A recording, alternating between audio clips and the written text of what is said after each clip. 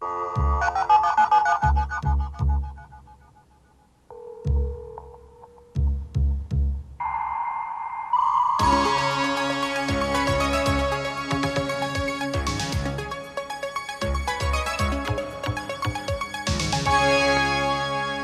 week on the Computer Chronicles, the hottest new computer games. Think you could have prosecuted OJ better than Marcia and Chris?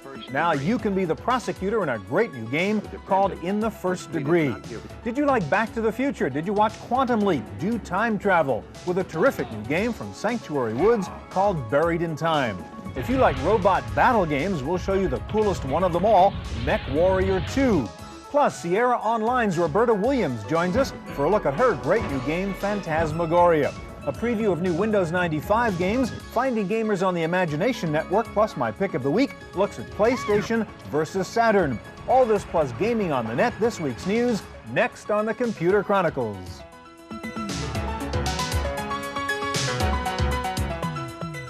Computer Chronicles is made possible in part by Hewlett-Packard Personal Computers, developing PCs for business.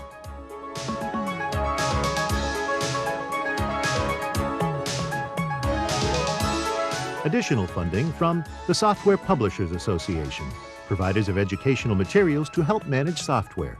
Don't copy that floppy. And Villa Crespo Software, makers of Go Figure, the problem-solving toolkit.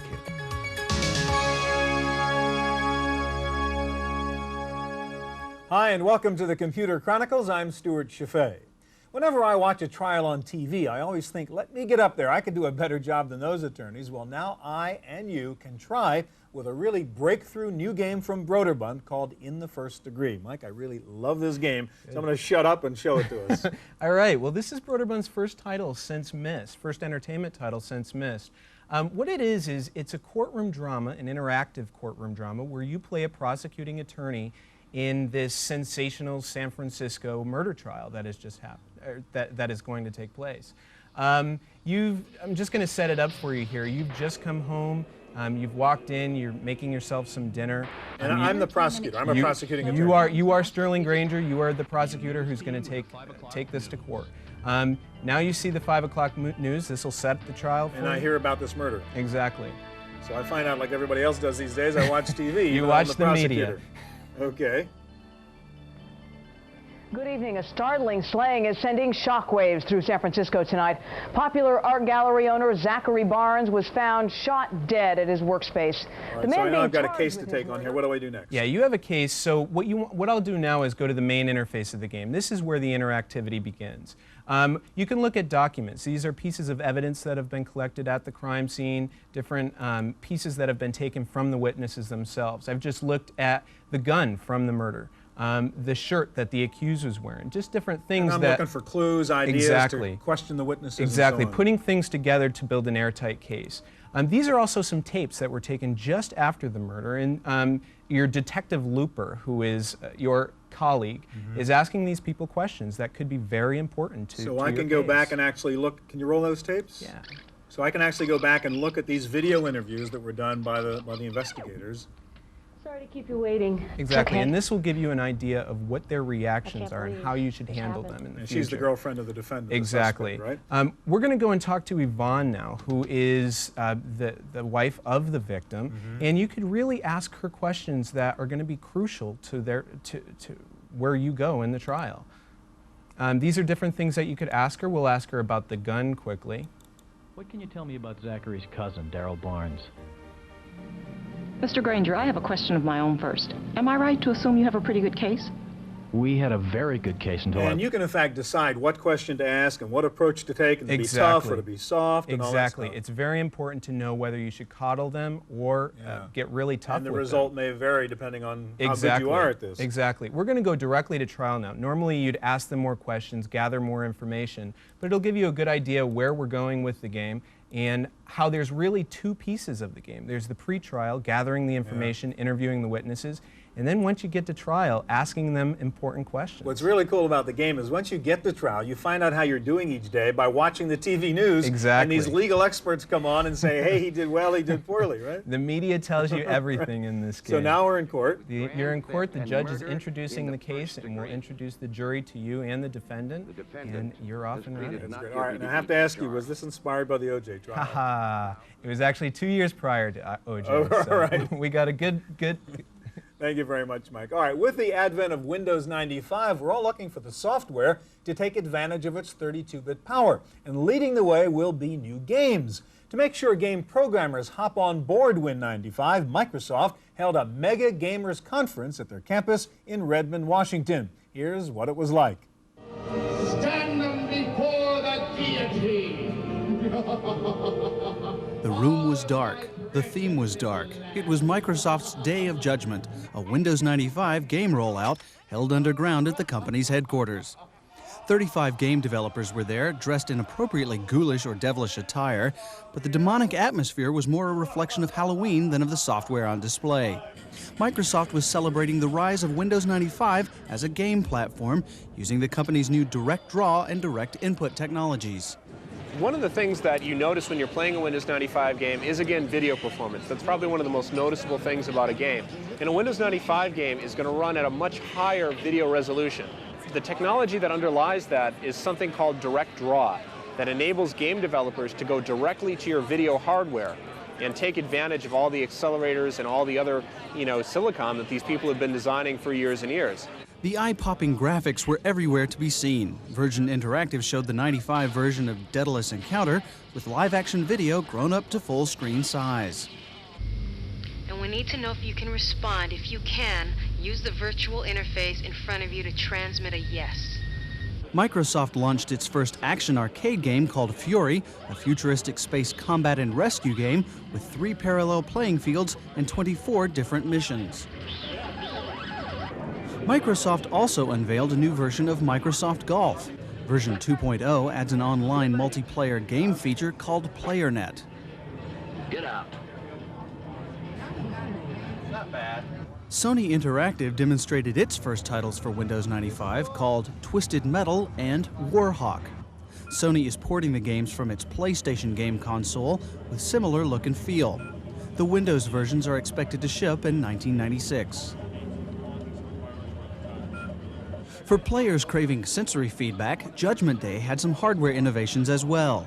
Exos introduced the Power Stick, a joystick with force feedback. The hand grip responds to virtual forces according to the game. Crash your car and get a nasty jolt. For the Computer Chronicles, I'm Giles Bateman.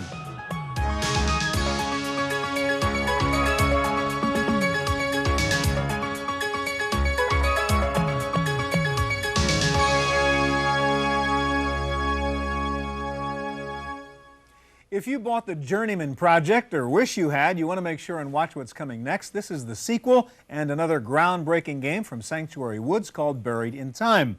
Michelle is the president of Presto Studios. You're the guys who actually developed the game. That's correct. And this is about time travel. So first of all, show us the interface, Michelle. Sure. We're traveling through time in a fully self-contained biosuit. There's a little image of it here in the window, and we have navigation controls here where we're able to move through inventory controls with objects that we're carrying. If the computer needs to speak with you, we use the message window. And the biochips are the area where we can sort of add extensions to the interface. As you walk around and collect objects, you can... Extensions by new functions, capabilities, exactly. Powers. Right. All right, where are we right now, Michelle? We are on the top of a Mayan temple in Chichen Itza in the Yucatan Peninsula, and the year is 1050, and we're searching for evidence that will prove our innocence. We've been framed for altering history, and so here we are, and we know that someone's been here before, and we're looking for evidence.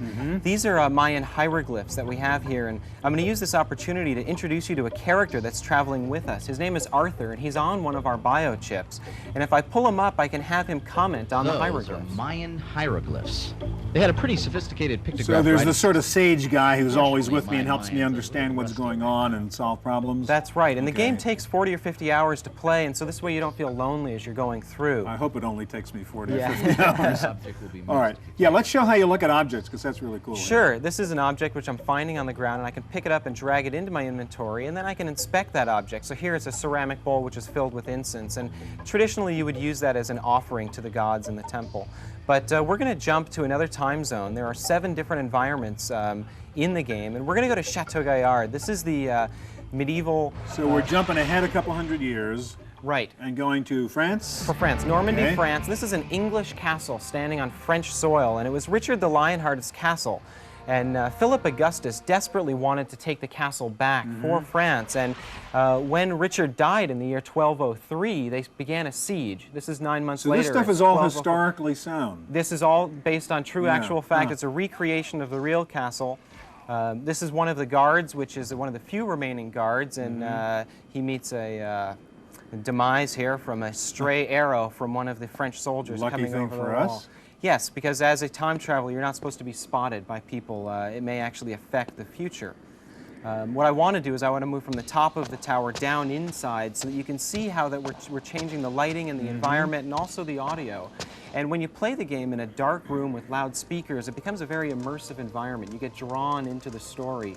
It's very easy to lose yourself in the world. Or can we jump into the future real quick and show me that future part of it? Sure, absolutely. What I'll do is I'll recall to the future apartment, and this is 300 years in our future from today, and it'll give you a good example of how our industrial designers are creating worlds and visualizing some of the technology changes. As an example, in this particular room, you don't need a roof because force fields are evolved enough that as I look around, I'll be able to look up and see right out into the sky, and the thought is that people would like to live in natural daylight settings and such.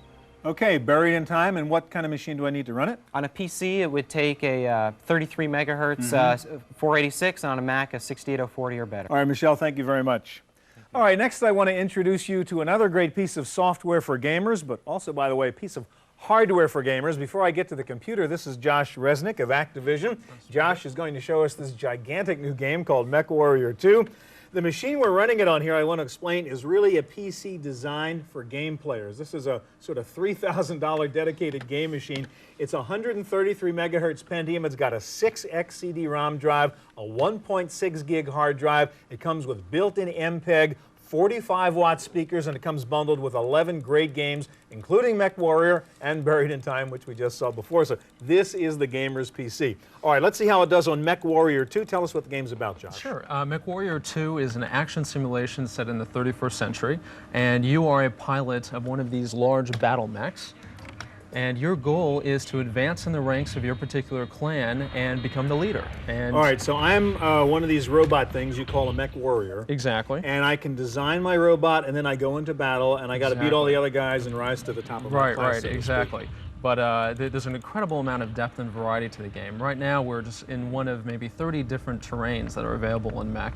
We have ice planets, and we have canyons, and we have nighttime urban missions. Now, the key thing, this is full 3D all the way around, right? Exactly. For instance, I can free up my eye point inside this cockpit, which is a real 3D object inside the game. Everything you're looking at is 3D. It's a full-screen game. And in fact, it actually recreates the physical aspects of the world that it's in. For instance, we're taking into account gravity, weight, size, weather. So it's a real simulation. It's a real simulation. All right, stop for a second and show me what's on the screen, because there's an awful lot of stuff going on here. Okay. Start with the upper right, and what's that telling me? That's where that displays all your different weapon systems. So we have particle cannons and missiles and lasers. And so the weapons available to me on this particular mech. Bottom right is me? Exactly. Bottom right is me. I'm invulnerable, so I'm not taking any damage right now. Okay, bottom left is the bad guy I'm going after? Exactly, and I'm targeting him right now. And you'll yellow see means he's been damaged in that part. Exactly, right. And upper left is my radar view? That's your radar view, and you can bring this full screen, or you can remove it from the screen. It's really up to you. Okay, now MechWarrior, you're playing against the computer right now. Right. But you actually have an ability on this with 2 guys to play over a modem, right? Exactly, exactly. You can play head-to-head over a local area network, or you can play modem-to-modem. And under development right now is an 8-player multiplayer game. So it's a lot of fun. It's a great game. All right, take me to the top of the game and show me Sure. how you pick the Mech Warrior and really design your robot, because this is not just shoot 'em up. I mean, there's strategy to figuring out what kind of machine's going to win in this environment. Right? Absolutely. In fact, there's a lot of strategy involved. You might have noticed that some of the other mechs in this mission were actually using their jump jets to try to jump on top of your head. So there's full aerial combat decide, in do the I game. want jump jets in my Mech Warrior or some other tool, depending on who I'm fighting and where I'm fighting. Exactly. I'm going to take us back to our home planet right now, and I'll take you into the Mech plant where the Mech Warrior can choose which mech he wants to go into battle in. There's 16 different mechs in the game, and all you have to do is just cycle through these different mechs, and you can use the interface to actually swap out which engine type you have, what type of weapons you have, which type of mech you have, heat sinks, you name it, it can be changed. Minimum hardware for Mech Warrior 2 is? 4666, Okay. but it always plays better on a Pentium. Right, thanks, Josh. Thank you. All right, sometimes it's fun to play a game against the computer, but one of the neat things about computers is that you can turn on your modem and take on other players from around the world. The Imagination Network, founded by Sierra Online, is a dedicated network for gamers. There are all sorts of game players, computer game players, social players, and people who love to compete at any time, in person or in cyberspace. Sue Marinucci's job and family come first, but she has found a way to keep playing with some of her favorite adventure games with other like-minded players through an online service called the Imagination Network. You get to meet a lot of people online, and you learn a lot about people all over the country here, and it's just kind of neat. You just playing and talking, and the interaction itself is what makes it worth it. It's just so much fun. The Imagination Network is divided into 5 game categories called lands. There's a Medieval Land for adventure games, Sierra Land for kids, and Casino Land for virtual gambling. To join, a new player establishes a graphic identity, choosing sex, facial type, and hairstyle. After choosing a nickname, Sue can join ongoing games or look for partners. The live competition can become exciting and addictive. I'm going to say it was before Spades came out, Hearts. We got into a Hearts game, and it was a 4-player game, and we were all sitting around talking, and it was a very exciting game. That's what was neat. It was so exciting, and everybody was just getting along so well and talking, and just had an incredible time. And I remember it was 2 o'clock in the morning. So it was a lot of fun. For the Computer Chronicles, I'm Giles Bateman.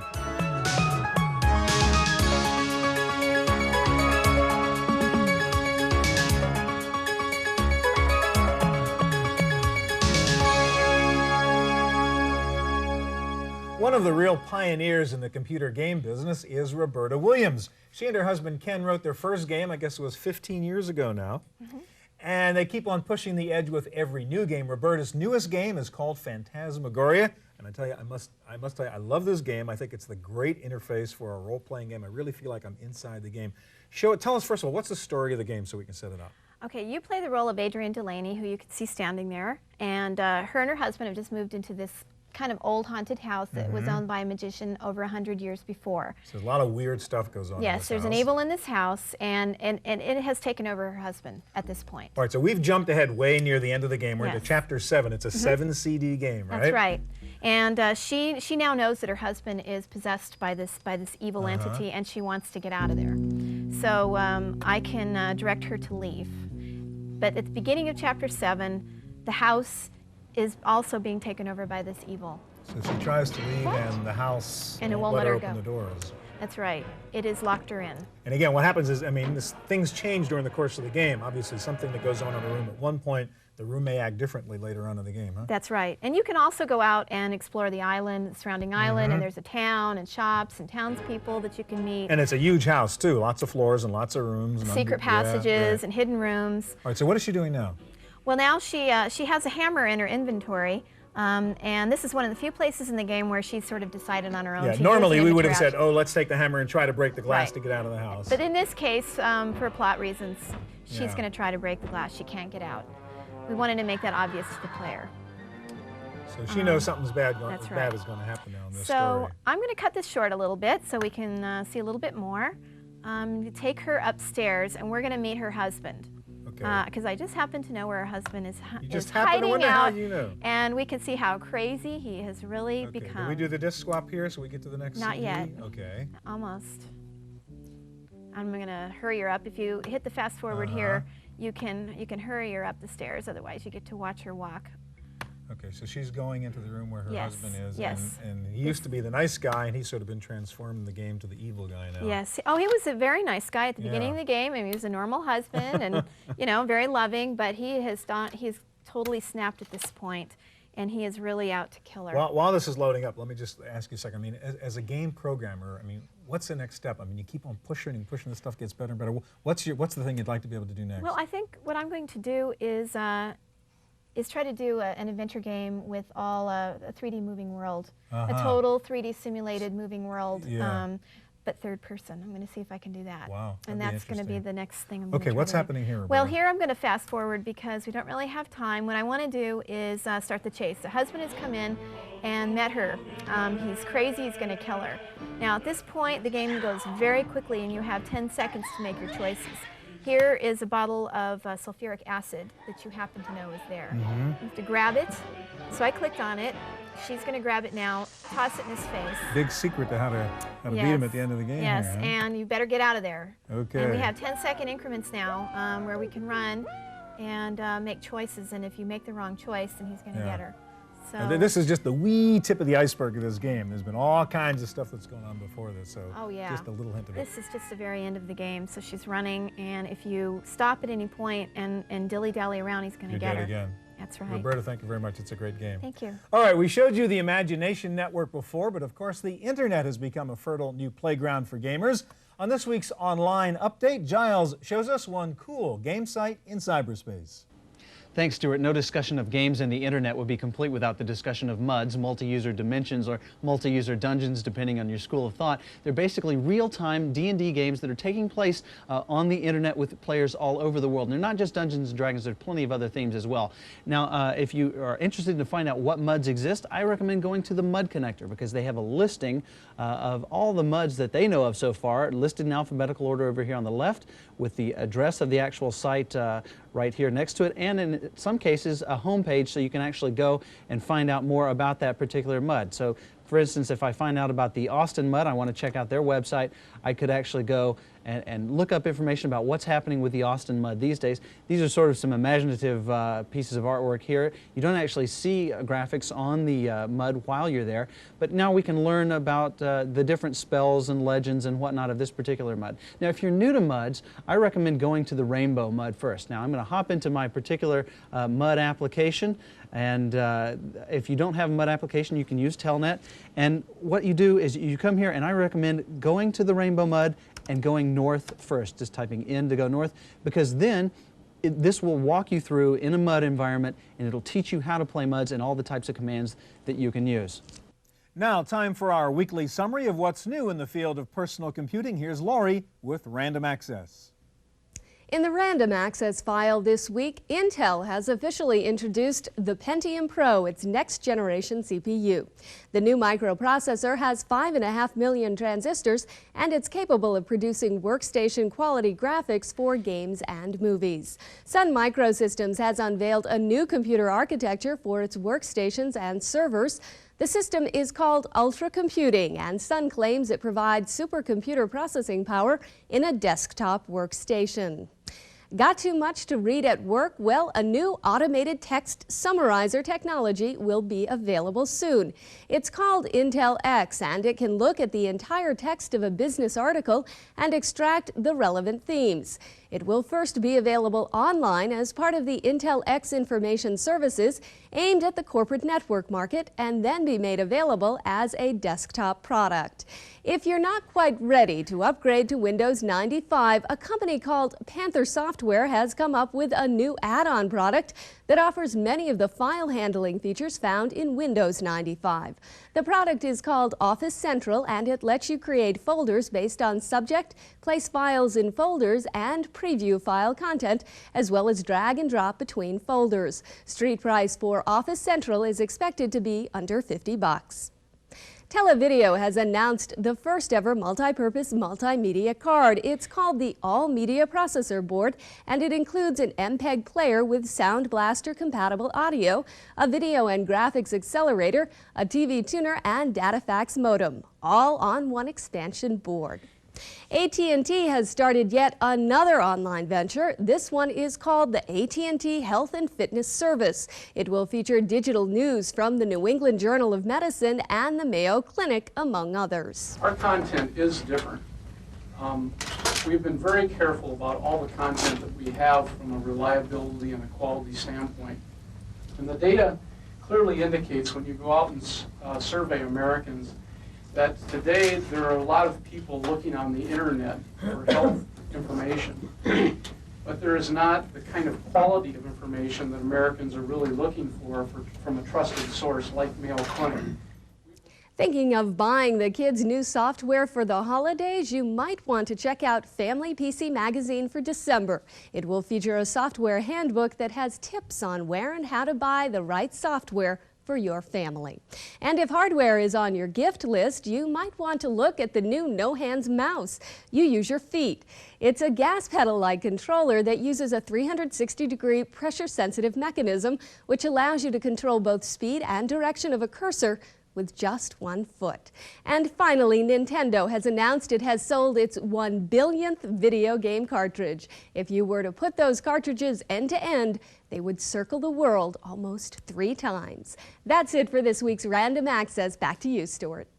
Now for my pick of the week. If you love playing computer games, I'm sure you've been through the debate, either for yourself or for your kids, about whether it's worth buying a video game system if you already own a computer. After all, the PC has become a darn good game platform, as we have just seen. If you've gotten past that question, though, the tough choice is really between the two new 32-bit game systems. This is the Sega Saturn over here, and we're looking at a great game on this called Panzer Dragoon. Let me punch up the other one. This is the Sony PlayStation. This is a terrific game called Battle Arena Toshinden. Now, you will hear arguments on both sides of this one. Some like the Saturn, some like the PlayStation. I think it's pretty darn close when it comes to the hardware itself. The real issue is which platform will get the best games written for it, and it's probably too soon to say, though Sony seems to maybe have a slight lead there right now. What I want to suggest is that a dedicated game machine, whether the Sega or the Sony, is a good idea even if you own a PC. My main reason, well, to be honest, as great as the games are that are out there today for the PC, half the time they won't install on your computer. If you really like gaming, it's nice to know that when you come home from the store having spent $50 for a new game, it'll work. With a video game console, you don't run into not enough RAM, not enough video, not enough hard drive, not the right sound card, etc. That is worth a lot. One last point. If you have one of these neat new big screen projection TVs, there is nothing like plugging in your video game console and really immersing yourself into the game world in that theater-like setting. So don't kiss off the dedicated game consoles, and remember, this way while your kids are playing games, you can still be using the computer. That's it for this week's Computer Chronicles. We'll be back here again next week with another half hour of the latest in personal computer technology. I'm Stuart Chaffee. See you here next time. Computer Chronicles is made possible in part by Hewlett-Packard Personal Computers, developing PCs for business.